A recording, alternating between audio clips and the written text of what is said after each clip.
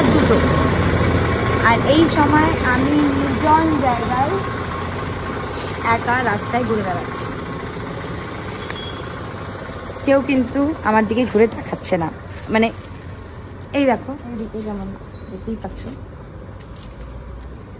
লোকজন আছে, তাদের উপর কিন্তু কোনো মেয়ে অ্যাটাক করছে না। বা এই যে আমি ফ্রিলি দাঁড়িয়ে আছি, ওই যে একটা গাড়ি আসছে পেছন দিক থেকে,